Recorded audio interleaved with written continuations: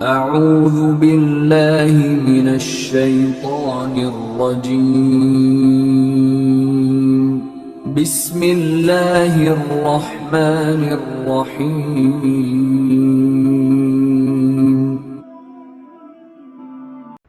جیسے شیخ عبدالقادر جیلانی رحمۃ اللہ تعالیٰ علیہ بچے کھیل رہے تھے تو آپ بھی کھیل میں مشغول ہوئے تو ایک بیل جا رہا تھا، بیل کے پیچھے چل پڑے۔ بیل کے پیچھے کیا ہو پڑے؟ چل پڑے۔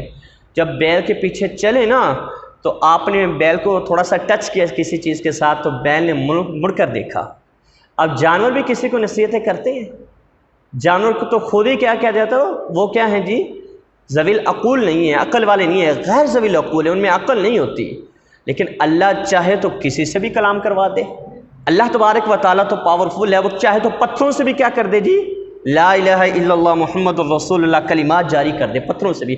کنکریاں بھی ابو جہل کی مٹھی کے اندر کیا ہونے لگی جی، کلمہ پڑھ لگیں جب رب کا حکم آ جائے تو پھر جب انہوں نے بیل کے پیچھے چلنا شروع کیا تو بیل نے پیچھے مڑ کر کہا اے عبدالقادر، اللہ نے تجھے اس چیز کے لیے پیدا نہیں کیا، اللہ نے تجھے اس چیز کے لیے پیدا نہیں کیا، تیرے آنے کا مقصد اور اللہ تبارک و تعالیٰ نے تجھے پیدا کیا ہے نا، اس کا مقصد ہی کچھ اور ہے۔ آپ گھبرائے تھوڑا سے، اور گھبراتے کیا ہو گیا جی، اپنے مکان کی چھت کے اوپر چڑھ گئے۔